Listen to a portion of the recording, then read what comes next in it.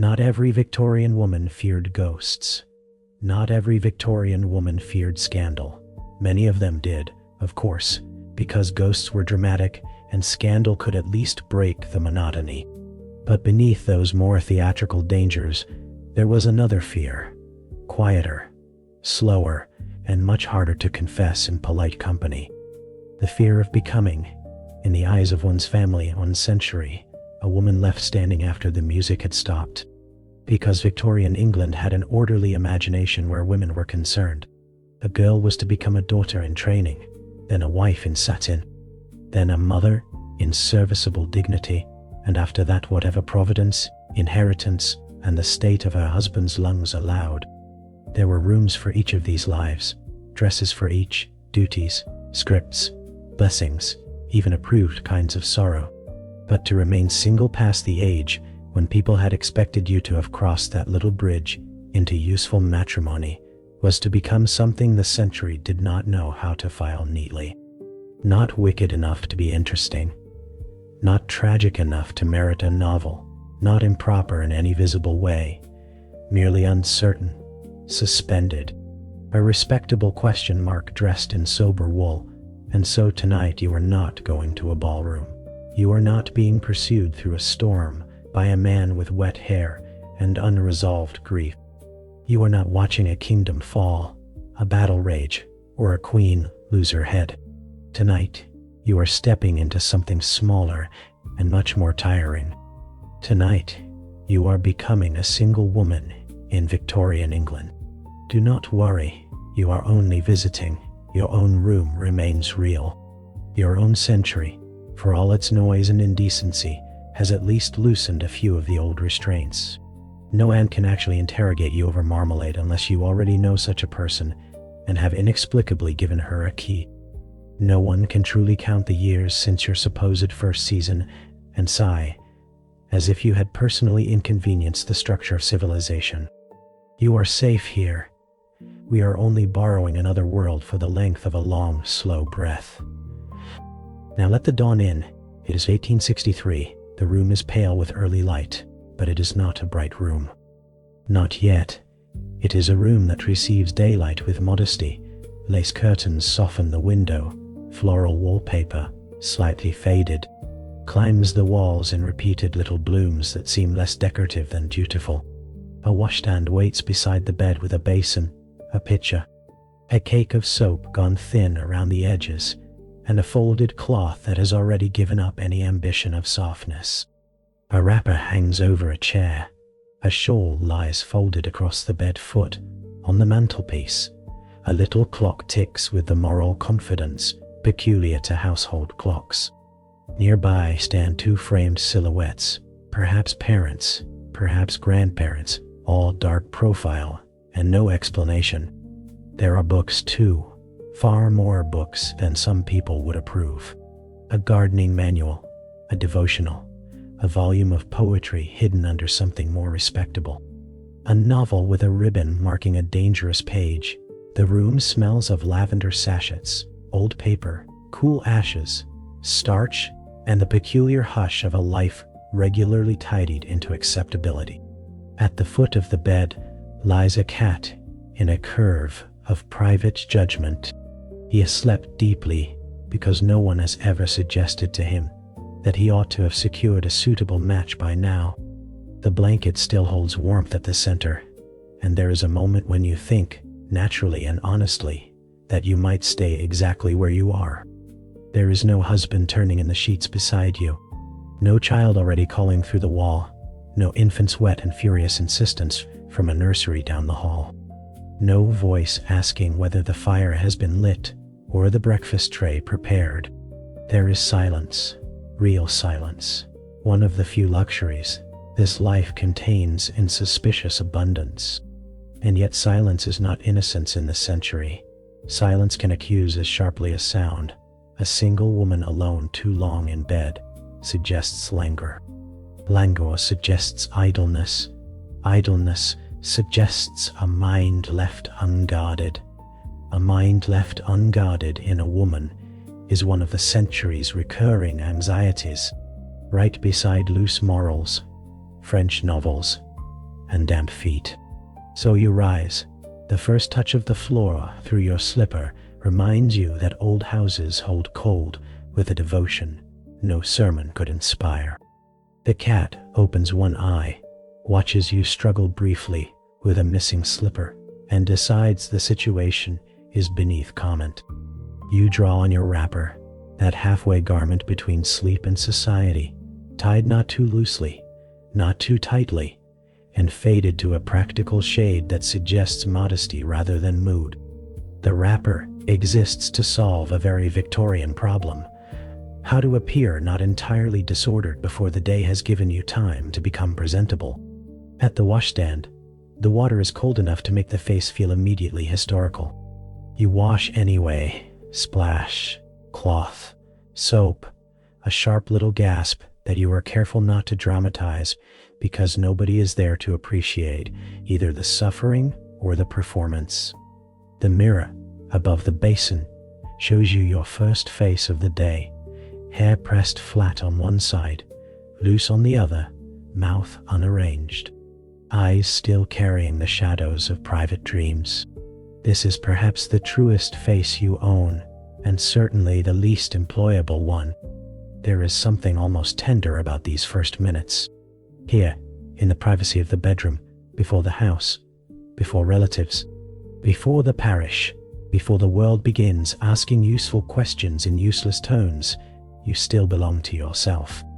Not entirely, perhaps. Victorian women were rarely granted full ownership of themselves, even in solitude. But enough to brush your hair in silence, enough to open the window a crackle. If you feel reckless and let in the morning air scented with coal smoke, wet brick, horses, and some distant hopeful trace of baking bread. Enough to take up the hidden book under the gardening manual and read 3 lines of poetry that no aunt could possibly approve at breakfast. Perhaps the poem is Italian, perhaps French, perhaps simply English, but with too much feeling in it to be considered suitable with weak tea. The words pass through the room like contraband sunlight. You close the book again before they can do you any real good. The cat whines once around your ankle.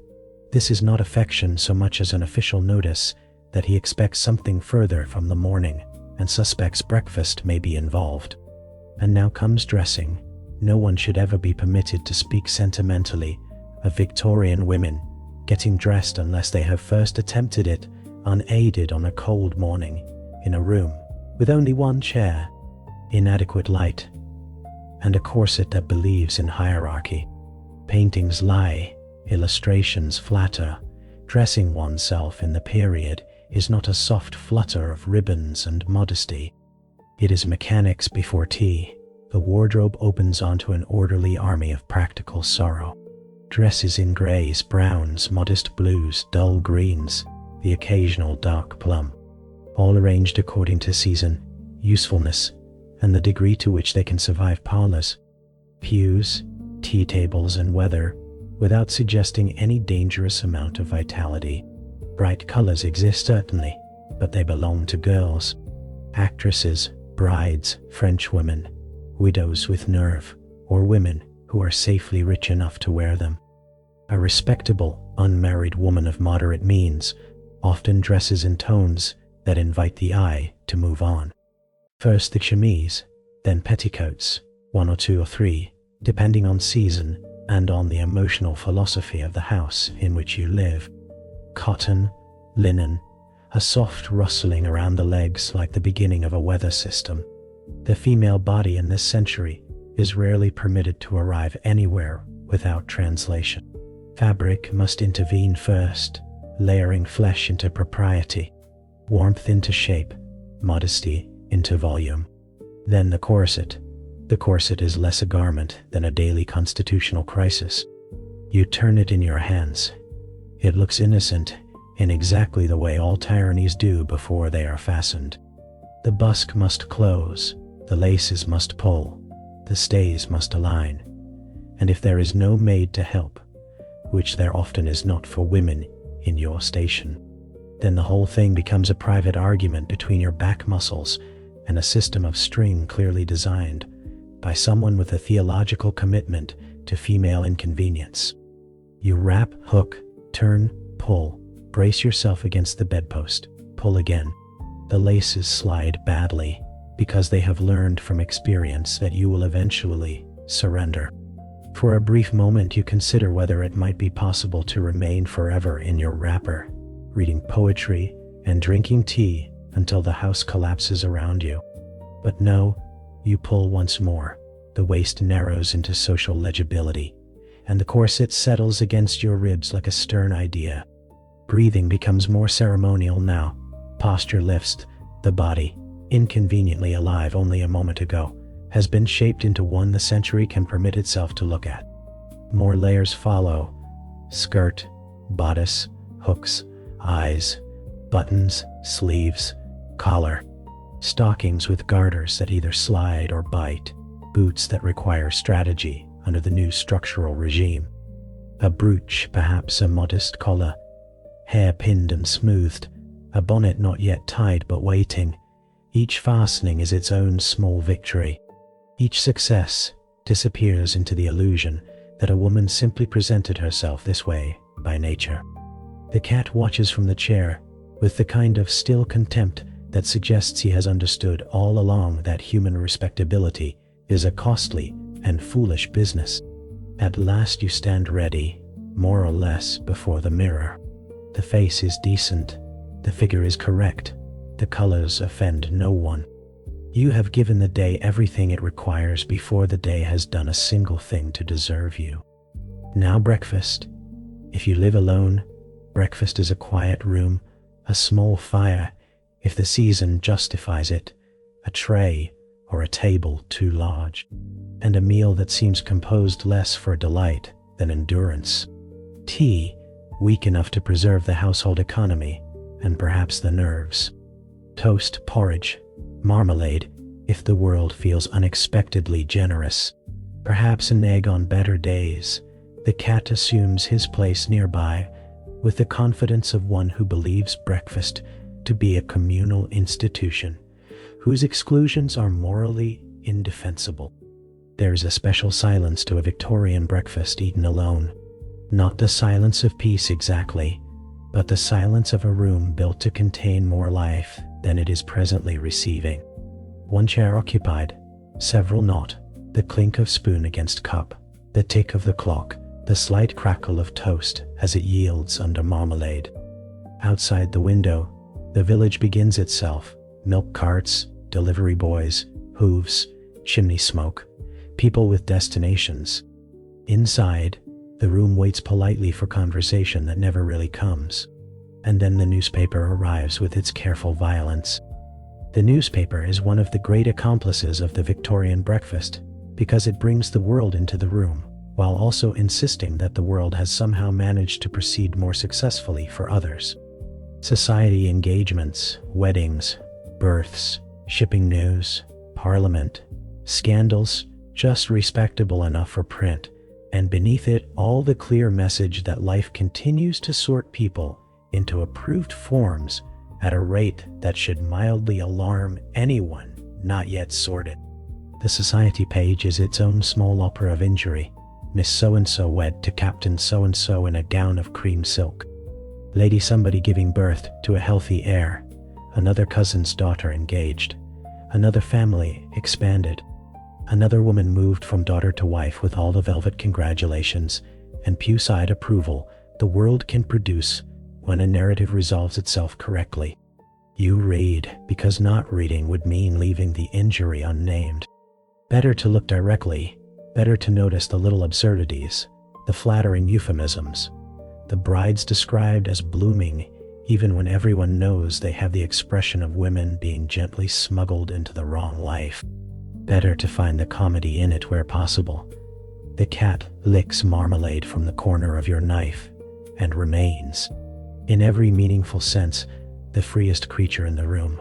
Then the agony column. There, at least, honesty sneaks in through side doors.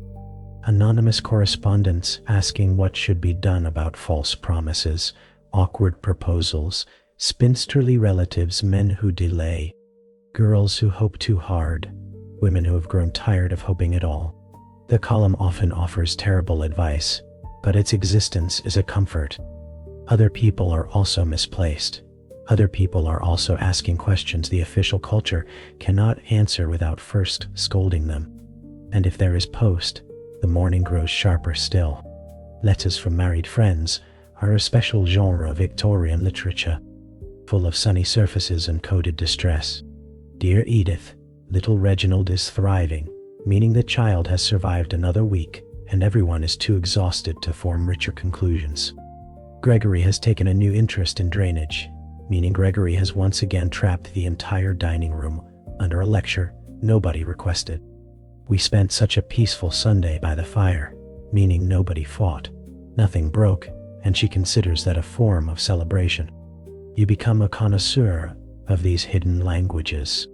Marriage, you discover, is often described in brighter tones than it is lived in.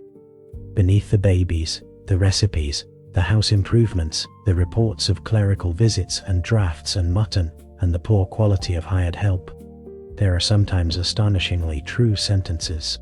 I miss our walks. I would sell the silver for one uninterrupted cup of tea. The baby has 3 lungs and all of them belong to me. Do not let anyone tell you. Sundays are restful. Those are the lines you tuck away. Not every married friend is unhappy. Not every letter is a cry for help dressed as domestic update. But enough of them carry fatigue under their starch that you begin to understand something no aunt ever states directly. Marriage is not the opposite of loneliness. It is simply another climate in which women are expected to breathe. If breakfast includes Aunt Eugenia, however, none of these conclusions may remain safely interior. Aunt Eugenia is one of those women this century manufactures with alarming efficiency, half concern, half enforcement, entirely persuaded that her anxieties are a form of love. She enters on schedule, adjusts her shawl, inspects the table without seeming to inspect it, and sits down with the air of a woman prepared to rescue everyone from the consequences of their own softer instincts. Her spectacles flash. Her napkin is unfolded with moral precision. She asks after your sleep, then your appetite, then your complexion, then lightly, always lightly, whether there is any news. Any news, dear? There are few questions in the Victorian language more densely upholstered with implication.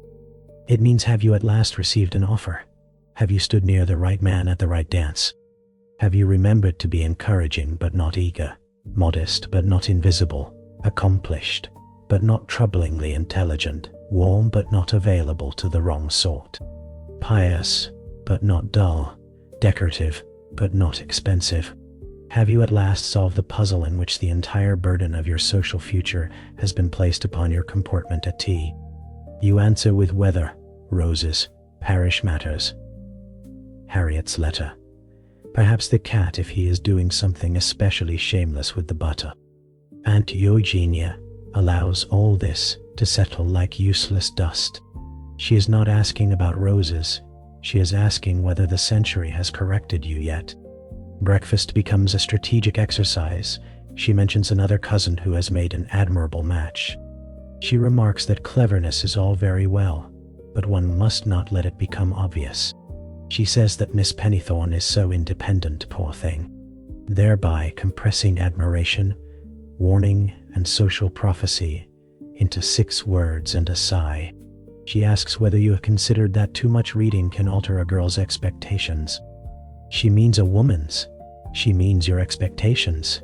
She means stop allowing your mind to become more difficult to marry than your face. You spread marmalade. You keep your voice even. You decline to explain that what has altered your expectations may be less novels than observation. When breakfast is finally over, the day opens before you with its most difficult gift, time. There is plenty to do, and yet much of it is manufactured from the need to appear occupied. That is one of the signature burdens of the respectable single woman. A married woman can be exhausted by obvious duties. A single woman must often become equally exhausted arranging her life so that its apparent emptiness does not invite condemnation. So you keep busy, embroidery first, needle, thread, linen, hoop, a sampler perhaps, or a border for cuffs, or the endless patient manufacturing of lace destined to preserve furniture from the oils of other people's heads. Needlework in the Victorian home is both practical and symbolic. It shows the hands employed. It reassures observers that the mind is unlikely to have gone galloping into politics or personal revelation. It provides quiet. It consumes hours. It can also, if one is honest, become a respectable outlet for fury. There is something deeply satisfying about repeatedly stabbing cloth under the protection of floral motifs. Stitch by stitch, time changes texture. The cat sleeps in the basket. The light moves across the floor. The house seems, for a while, to approve. Yet even here, in this most approved of occupations, there is ambivalence. One more antimacassar, one more set of cuffs, one more decorative border for a life the century wishes to keep soft and ornamental. The products accumulate in drawers, on chairs, on side tables, on every upholstered surface that might otherwise remain naked enough to suggest life happening untidily. If the sampler ceases to soothe, there are letters to write, notes of thanks, small replies, invitations accepted, invitations declined with reasons so polished they border on fiction. Letter writing is the high art of saying three things at once, the one that can be admitted, the one that can be guessed, and the one that must remain hidden unless the recipient is a dear friend and clever enough to read what has been placed in the spaces between your respectable lines. After letters, the linen cupboard may require intervention. This sounds comic until you have stood in front of an overstocked cupboard and felt a genuine, if temporary, sense of control. Sheets refolded, towels sorted, handkerchiefs stacked by softness, monogram, or imagined future use. The cupboard smells of lavender and starch and minor victories. In lives where the largest questions remain unanswered, a perfectly aligned shelf can feel almost doctrinal. There are household accounts to glance at perhaps, coal to consider, tea to measure, the condition of the silver, the state of the parlor curtains, the matter of whether the mending basket is under control or merely hiding under a piece of folded linen, pretending not to be about to revolt. Respectable female life in the period is built from these tiny maintaining gestures. No single one dramatic, all of them cumulative. A house, like a reputation, falls not at once but by neglected details. Then there are good works. The single woman of modest respectability is often drafted into usefulness, the way a spare candle is moved from room to room. She helps with parish sewing, school treats, church bazaars, blankets for the poor, broth for the ill, reading aloud to old ladies with poor eyes and sharper memories, little errands for cousins who have babies and no remaining daylight, and all the invisible stitching by which a village keeps itself from fraying openly. Some of this is sincere charity, some is social management, most of it is both. There can be dignity in it, a basket of food carried to a widow, linen folded for someone more exhausted than yourself, a child's stocking mended before Sunday, yet there is also the old Victorian transaction beneath it.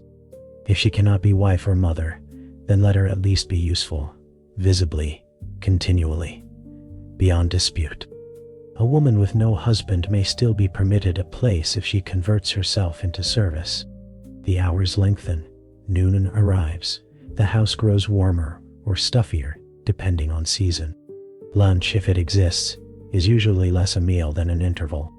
Bread, cheese, fruit if available, perhaps another cup of tea, perhaps not if the leaves are being made to serve a higher strategy. The cat, of course, believes lunch to be a moral right as binding as breakfast. He is wrong in principle, but persuasive in practice. And then there's the strange broad middle of the day, when the house feels too still, and the walls begin to know too much about you. This is when walking becomes necessary. The solitary walk is one of the few experiences in the life that can feel like freedom before anyone else has had time to classify it. Boots, shawl, bonnet, gloves perhaps, and out you go into roads lined with hedges, brick walls, mud, smells of smoke and animals, the occasional rose bush, the occasional staring child, the occasional neighbor who looks at a single woman walking alone with the careful neutrality of someone already preparing a description for later. Walking alone is not indecent, it is simply readable. There you are, a woman with no man beside her, no obvious errand heavy enough to justify the outing, no baby carriage, no maid. Are you taking air? Are you melancholy? Are you eccentric? Are you looking for a husband, avoiding one, or composing poetry about both? The village keeps all possibilities open because speculation is one of its chief industries. But the hedges do not speculate. The geese do not moralize. The dog from 2 houses down barrels toward you with the democratic joy of a creature who believes affection outranks all categories. There is a particular relief in being greeted by animals when one lives among humans so committed to classification. You walk, and while you walk your mind begins to unlace. Thoughts come that cannot enter the breakfast room. Replies to Aunt Eugenia sharpen, and then soften into laughter. Passages of books come back. The life you did not get stands briefly beside the life you did. And because there is sky overhead and gravel beneath your feet, neither feels wholly false. Sometimes the walk takes you past the school where children pour out in disciplined noise. Sometimes past the baker where the air itself seems happier. Sometimes past cottages where married women are already hanging linen or rocking babies, or shouting through open doors at husbands who deserve louder treatment. Sometimes through lanes edged with fields where nothing human appears for a minute or two, and those minutes may feel larger than some whole church services. You return home with your cheeks pinked and your mind less cornered, only to find that society has not slept in your absence. Calling hours, the parlor is ready, because it must always be ready. That is one of the strange domestic tyrannies of the age. A room intended for receiving becomes a room permanently on alert, its chairs arranged into poised little lies of comfort, its cushions beaten, its antimacassars squared, its good china ready to imply generosity at a moment's notice. The room exists to prove that a woman inhabits the house properly, which means it must never seem too empty, too lively, too literary, too intimate, too personal, or too sad. Then the bell, then the maid, or if there is no maid, then your own feet to the door. Mrs. Strickland, Miss Plimpton, another cousin's wife, the vicar's sister, a caller whose hat alone suggests strong opinions about lace and doctrine. They enter in gloves and politeness and begin, without any vulgarity, to inspect your life. This is the genius of Victorian visiting. The scrutiny is social, but deniable. They comment on the flowers while assessing whether you remembered to cut fresh ones. They admire the tea service while counting the spoons. They remark on the pleasant quiet while taking the measure of how often that quiet might verge on loneliness. They ask whether you have been much occupied. They ask after your aunt. They ask after the church bazaar.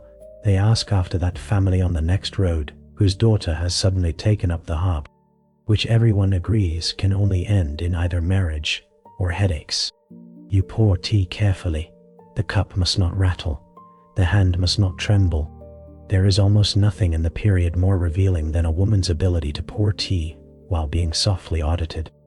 Conversation itself is choreography. Weather, first, health, the sermon last Sunday, Mrs. Tottleby's gout, the quality of this year's apples.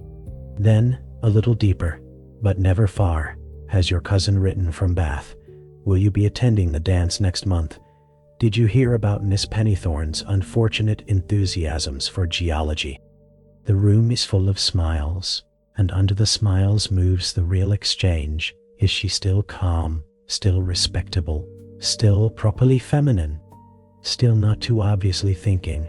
The cat appears at some point, because cats understand drama and hate to miss it. There is always a moment of terror that he may leap upon the lap of the least forgiving caller, or reveal his loyalty to your lap too plainly, and thereby expose the extent to which affection in this house has redistributed itself. When the callers leave, nothing official has happened. The tea has been poured, the biscuits consumed, the weather agreed upon, yet the air in the room feels as if it has been handled. That is the Victorian visit. It leaves the furniture mostly where it was, and the soul slightly shifted. Sunday offers a more public form of the same examination. Church begins long before the first hymn, in the slow ritual of dressing for visibility. Gloves buttoned, bonnet tied, dress chosen to say respectable, sober, neither too eager nor too defeated. There is an art to seeming appropriately composed while traveling through a social institution built in part to observe composition. The church itself is cool, stone, hymn book, polished pew, hat feathers, damp wool, old prayer, and the collective choreography of people who have been rising and sitting in the same moral furniture their entire lives. The sermon may be on humility, patience, family, Christian duty, the mysterious goodness of submission, or some other theme which, if followed to its practical social conclusion, seems always to leave women with more obligations and men with more explanations. You sing or appear to, you kneel if appropriate, you lower your eyes at the correct moments, you do not look too long at the newly married girl in her bright gloves or the mother with the sleeping baby. The church is not simply spiritual theater, it is also a weekly ranking of lives made visible. Then the churchyard. There lies the sharper blade. Here the air is brisk with greetings, comparisons, tiny judgments exchanged in the form of concern. How are you, dear? Still at home? Your bonnet is lovely. Such a pity the weather. We missed you at the Smiths. You must come to the musical evening. Mr. So-and-so has returned from London. Someone is always arriving, leaving, courting, mourning, or being discussed. Aunt Eugenia may hover near the gate like a determined minor saint of matrimonial logistics, alert for any glance that could later be narrated as significant. Church gossip has a peculiar texture because it must coexist with piety. It is therefore more refined than ordinary gossip, and often more poisonous for having been trained. A single woman can feel herself being read there, not cruelly, but fully, as if her body, her bonnet, her attendance, her smile, the exact length of time she lingered beside the charity table, all of it belongs to a text the parish has collectively agreed to annotate. Her clothes belong to that text too. The wardrobe of the single Victorian woman is less fashion than strategy. Dark dresses, good boots, serviceable gloves, shawls in several emotional climates, the brisk one, the church one, the slightly decorative one for visiting, the warm one for real weather, the soft old one for evenings no one must see. Bonnet selected not for whim but for effect, too much color, and she appears to hope. Too little, and she appears to have given up.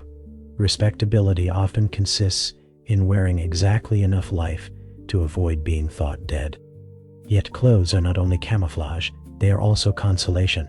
A good shawl can make a room more bearable. Gloves can lend courage.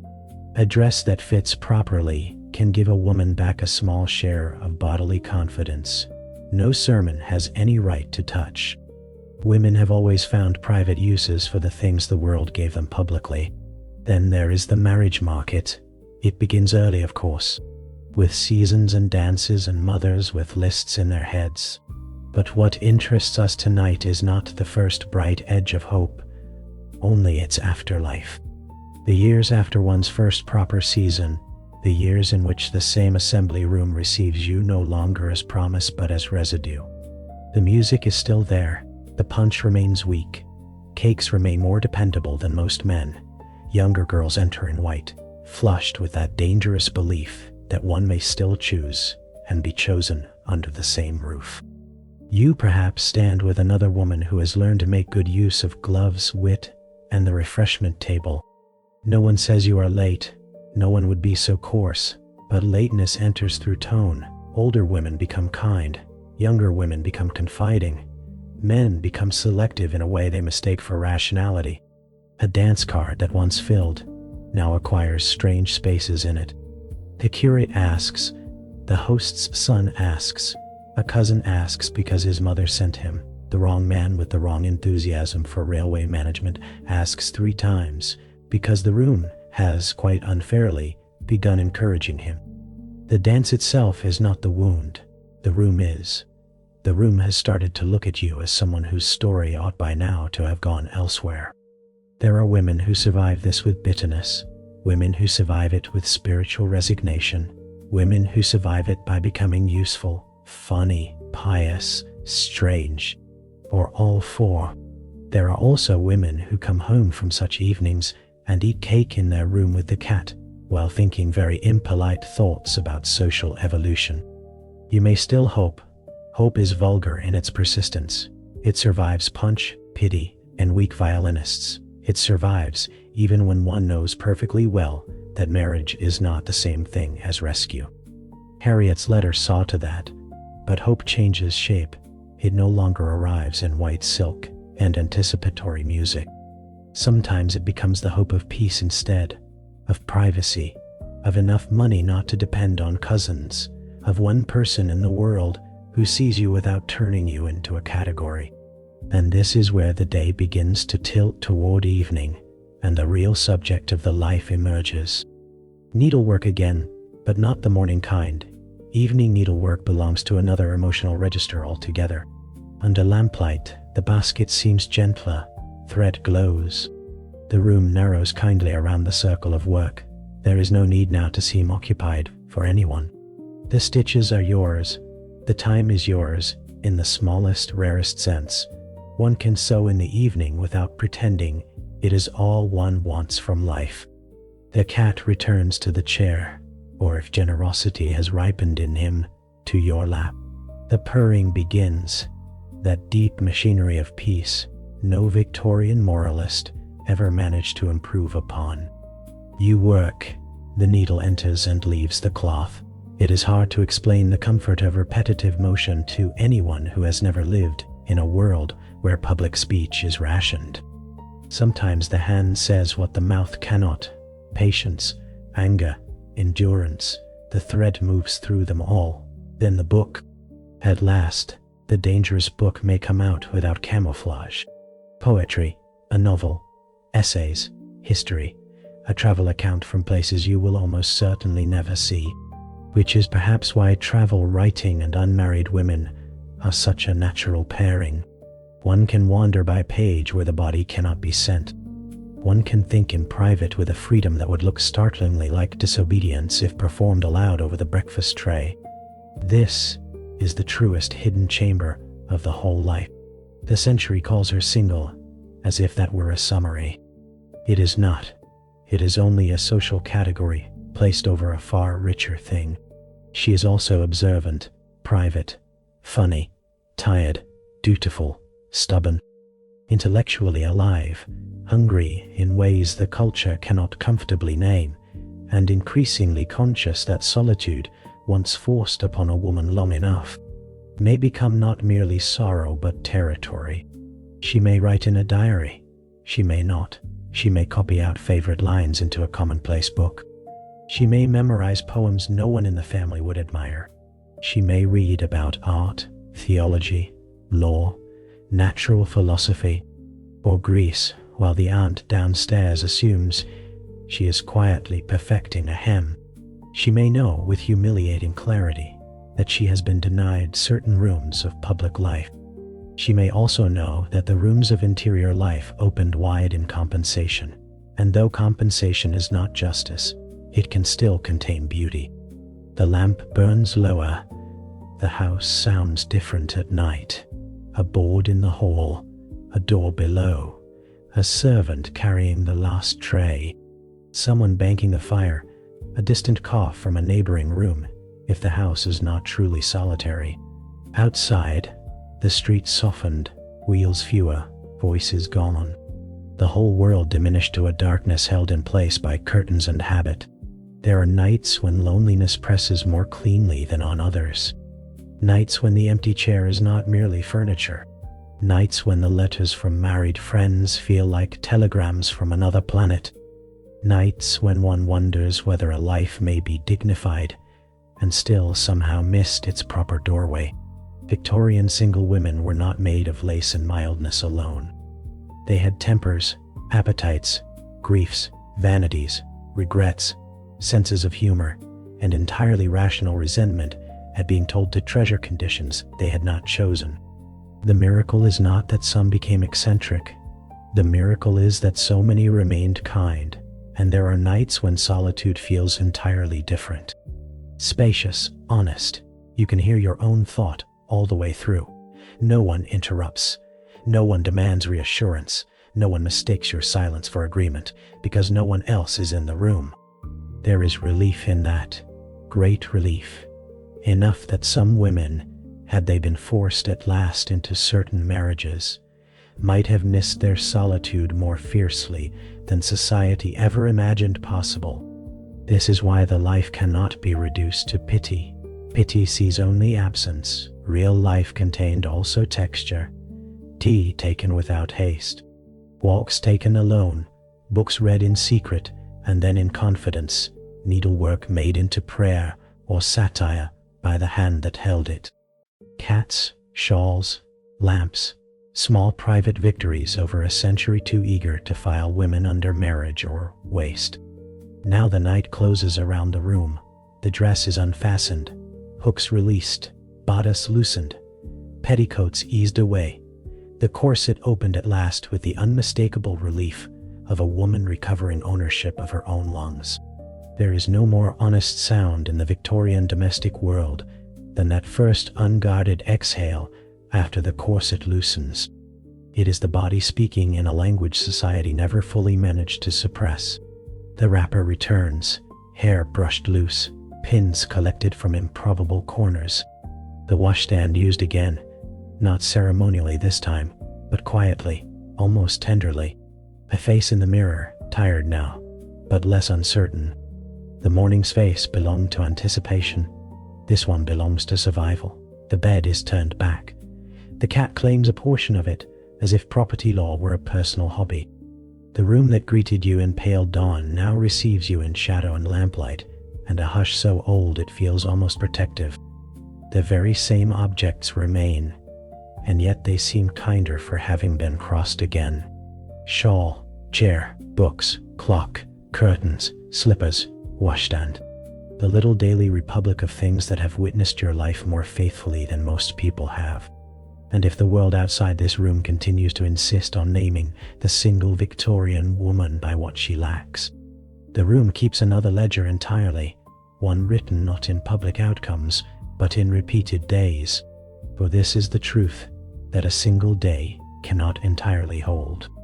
No Victorian woman lived only in one morning, one breakfast, one church service, one cutting remark from an aunt, one solitary walk. She lived in repetition, in seasons that returned with different hats, in Sundays that resembled one another until only the sermon text changed. In winters, measured by shawls and coal. In springs, measured by damp hems and parish flowers. In summers, when the lane smelled of roses and horse and dust, and every open window carried somebody else's domestic life into the road. In autumns, when the air sharpened, geese became louder, and all the old questions about the future began sounding more permanent because another year had gone by without changing the answer. Spring came first, perhaps, or perhaps it only felt first because it brought with it the same old fraud of renewal.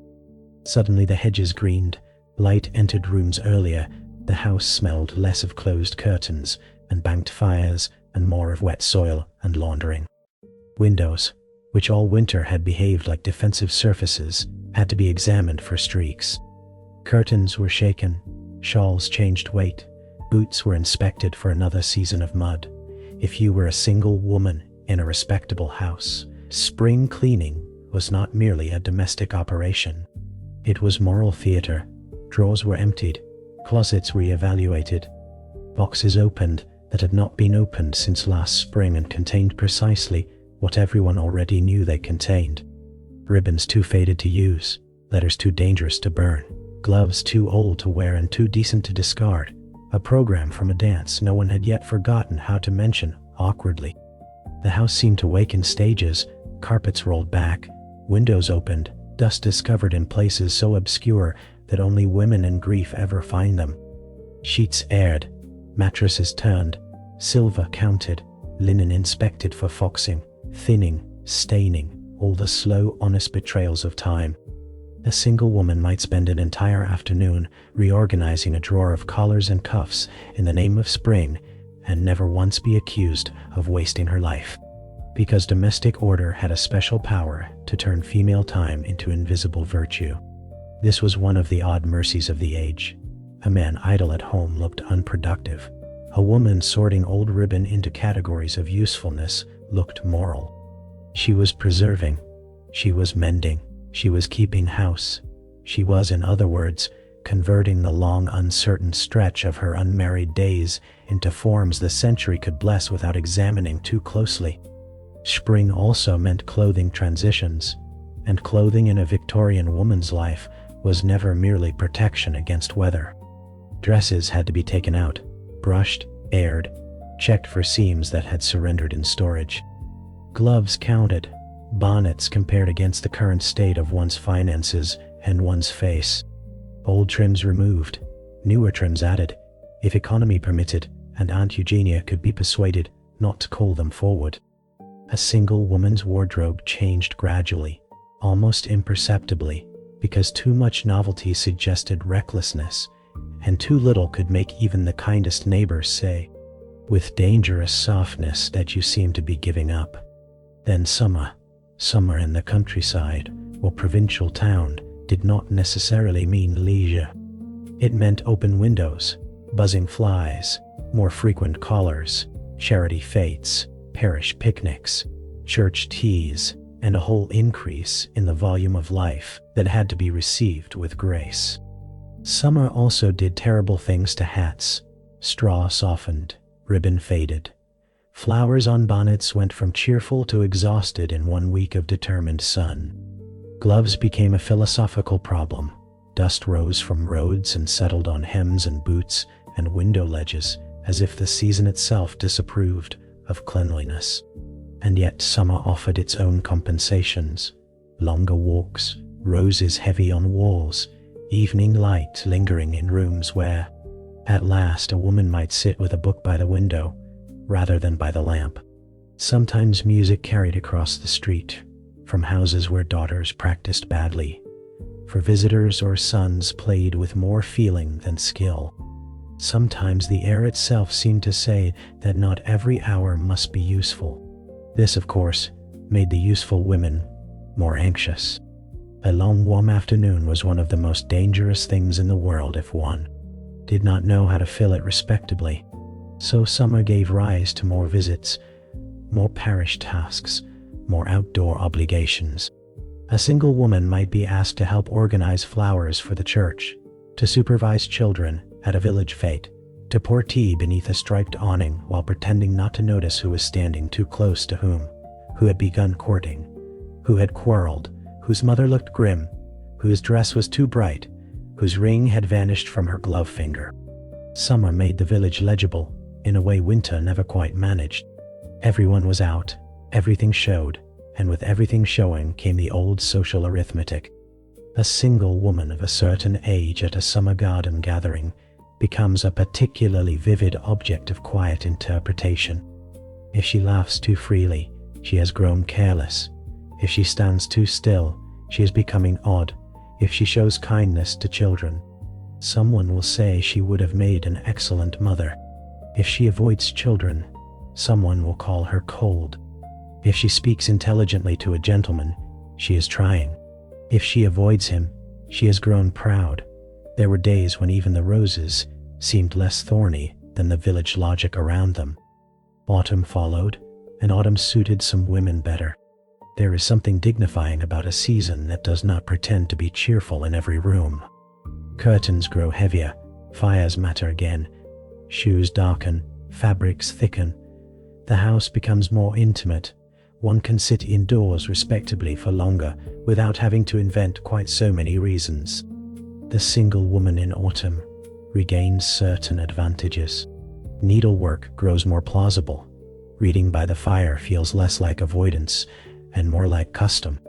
Even melancholy looks seasonal and therefore forgivable. Autumn also meant accounts, coal, candles, preserves, if the household kept them. Cloth purchases delayed all summer now to be reconsidered. The pantry assessed with a seriousness bordering on military. Jams counted, pickles checked, apples stored, blankets repaired, drafts rediscovered with all the old disgust. The unmarried daughter or aunt in a respectable household often knew more about these matters than anyone congratulating themselves on the family's order. She knew how many candles remained, which blankets had gone thin, whether the cook was stretching the tea too far, whether the roof leak in the back passage was making itself ambitious again. This kind of knowledge did not earn admiration. It earned dependence, which in women is a far more invisible crown. And then winter. Ah, winter made everything plain. One cannot romanticize single Victorian womanhood quite so easily in a room whose window frame leaks wind into the curtains and whose morning wash water feels like a direct criticism of the body. Winter returned the shawl to central importance. Shawls by the bed, shawls by the fire, shawls kept near the hall in case of callers and the necessity of looking warm without appearing weak. Gloves indoors on truly severe days. Slippers lined if fortune allowed. The cat suddenly promoted from companion to heating instrument. Winter mornings magnified the loneliness of the breakfast table. Darkness lasted longer. Footsteps in the house sounded earlier and harder. The spoon against the teacup seemed louder. News of engagements arriving in winter could feel especially cruel, as though somewhere in another, warmer room, people were making future plans while you and the cat negotiated porridge by candlelight. Yet winter evenings could also be the season's great reprieve. Lamps lit early, curtains drawn, the world outside reduced. The room gathered close around the fire. Books became not merely diversion but geography. A woman might sit with knitting, a volume of history, a cup of weak tea, and the cat stretched like a fur stole gone animate across her knees. And think, with something very like happiness, that solitude in such weather had at least the dignity of consistency. The year carried social seasons too, and perhaps these were harder than weather.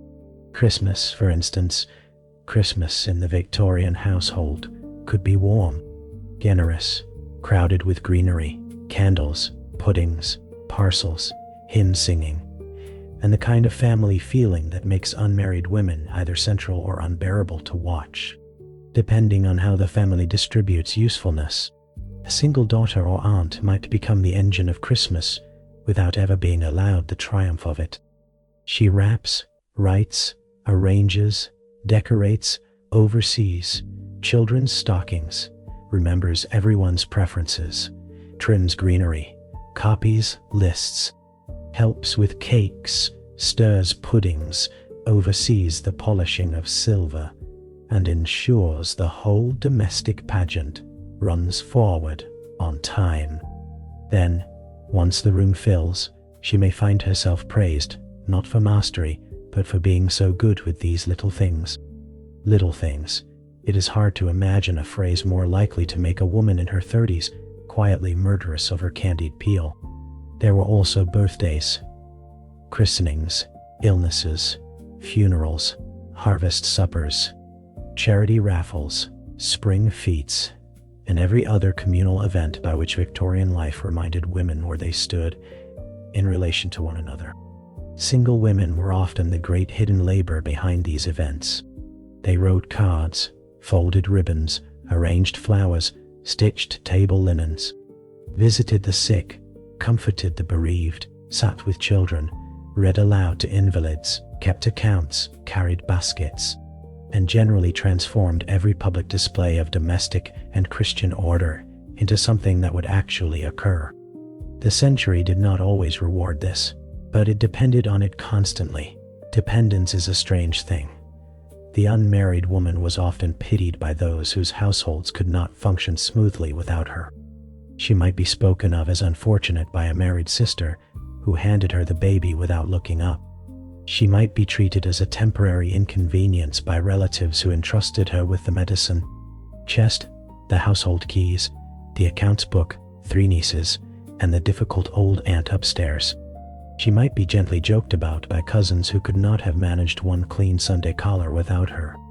Victorian family life was full of women described as secondary, while carrying entire systems on their backs. This is one reason illness in the household revealed truth so quickly. Let a child develop a fever, let a husband take to his bed with a cold, magnified into masculine tragedy. Let an elderly parent begin coughing in the night. At once the whole house reorganizes around care, and very often the single woman becomes the quietly competent center.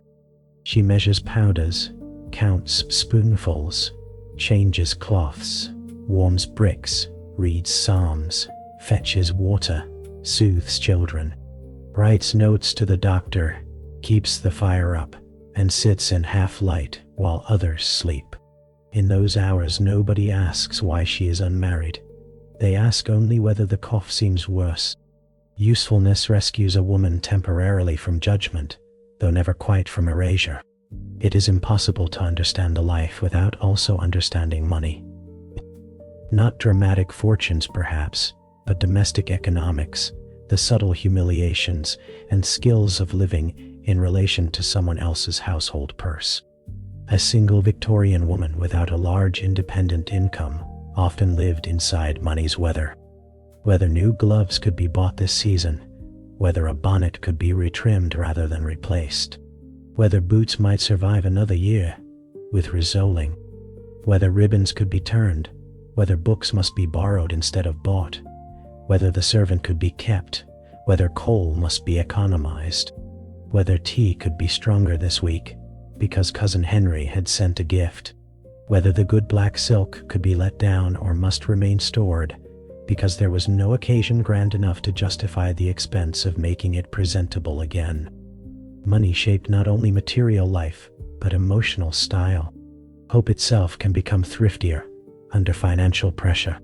A woman without means learns to want strategically. She learns that admiration of another woman's gown may be sincere and also half an account book. She learns that the question of marriage is not only romance, and not even only status, but rent, fuel, food, fabric, and who will pay for the doctor when the lungs go weak. Aunt Eugenia may speak of companionship and suitable households, but the shabbier facts stand behind every lecture like footmen no one introduces. And then there were the objects of the unmarried life, those small, recurring companions of rooms and years. The work basket, the shawl peg, the writing desk, the drawer of gloves, the stack of unanswered invitations that one is not quite ready to answer because acceptance feels tired and refusal feels final.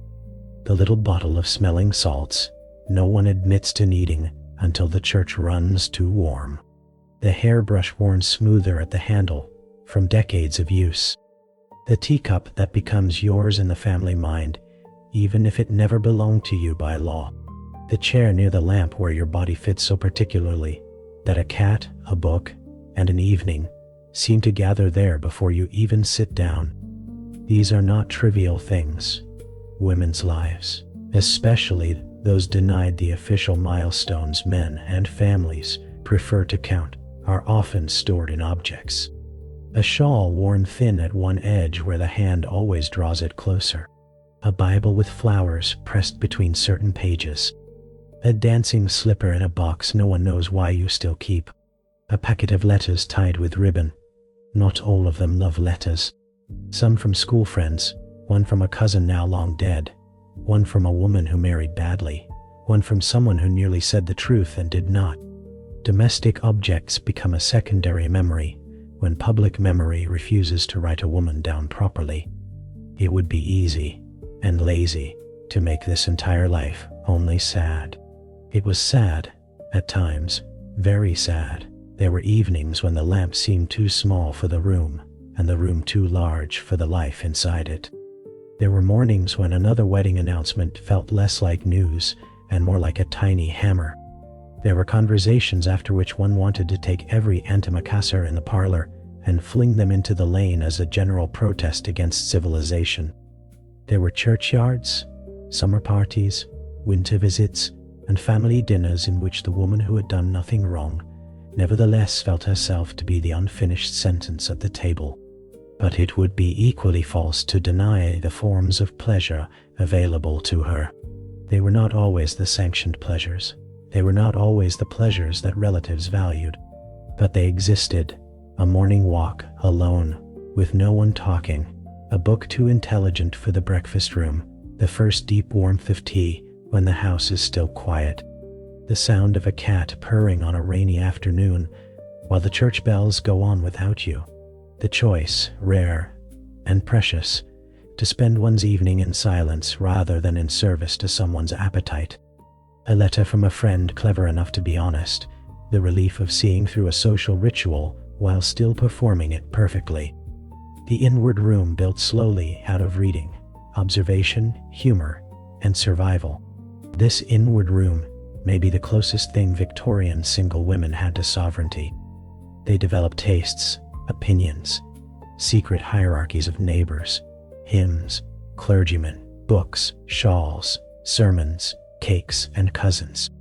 They understood people with a precision often unavailable to those who had less time to watch. They became experts in tone. A single woman living long among family and village surfaces learned how to hear the message under the phrase, the insult beneath the concern, the fear inside the piety, the envy under the compliment. Such knowledge can embitter. It can also sharpen wit into something almost jewel-like. Some women turned this into open eccentricity when age finally made society tire of correcting them. They began speaking more freely. They kept more cats. They read stranger books. They wore a little more lavender than was strictly prudent. They frightened nieces delightfully. They became, in family legend, odd. Odd often means only that a woman has survived too many years of being adjusted and at last begun making adjustments of her own. Others remained softer, useful to the end, quiet at table, good with children, dependable in illness, present at every funeral, unthanked keeper of old stories, the woman who remembers where everything is, including the things no one once remembered. The unmarried daughter becomes the archivist of the family because nobody thinks to stop her from listening. The unmarried aunt becomes the holder of keys, recipes, grievances, remedies, lace, and names. She knows which cousin ran away for 3 days before coming back engaged. She knows which marriage was a relief and which was a mistake. She knows where the silver is kept and which drawer sticks in damp weather and which prayer grandmother always wanted read aloud when fever came. In this way, the single Victorian woman may become not marginal but central in a fashion the century never learned to praise correctly. She stands just off the official stage while holding up half the scenery. Night after night, the same late hour, Republic returns. The room closes, the fire lowers, the cat settles, the dangerous book comes out, or the mending, or the diary, or merely silence. A woman may sit with her feet tucked under her, shawl around the shoulders, lamp lighting only the circle of her hands and page, and feel, perhaps for the first time all day, that no one is interpreting her. There is immense relief in uninterpreted existence. Perhaps that is why evening often feels holier than church.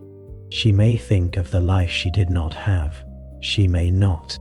She may think of the life she did have and find it fuller than anyone suspected. She may remember a man who almost asked and did not, and laugh, because time has transformed him from possible savior into one more fellow creature with unfortunate side whiskers and weak conversation. She may remember a friend lost to childbirth, another to India, another to a marriage so dull it extinguished her writing hand entirely. She may think of nothing, and simply stroke the cat while the house shifts into sleep around her. This is not a dramatic ending. That is precisely why it belongs here. Victorian single womanhood was so often narrated by others as lack, failure, pathos, warning. Yet much of real life does not end in dramatic revelation. It settles, it repeats, it softens, it finds secret rooms.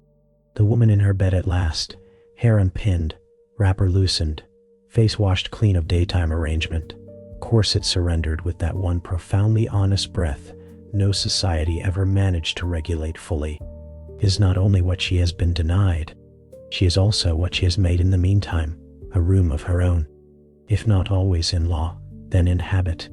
A shelf of books, a basket of work, a cup that is always hers, a cat that prefers her lap, a mind with private windows, a way of surviving family, concern without surrendering the interior self, a way of listening to the century without believing all of it. And so, when she lies down and the house grows still again, the day does not close like a failed story. It loosens like ribbon. The curtain moves slightly at the window. The clock continues. Somewhere in the walls, the house remembers weather. Somewhere in another room, Aunt Eugenia may still be sleeping with opinions tucked under her cap like hairpins. The village will continue tomorrow. The churchyard, the parlor, the newspapers, the questions, the little pressures arranged like flowers around the breakfast tray. None of that has vanished, but neither has she. Let the room keep that truth. Let it keep the tea taken without haste, the letters read deeply enough to hear the sorrow beneath good breeding, the shelves straightened because order sometimes feels like prayer, the village visited and then left behind, the walk taken with only geese and hedges and an impertinent dog for witnesses.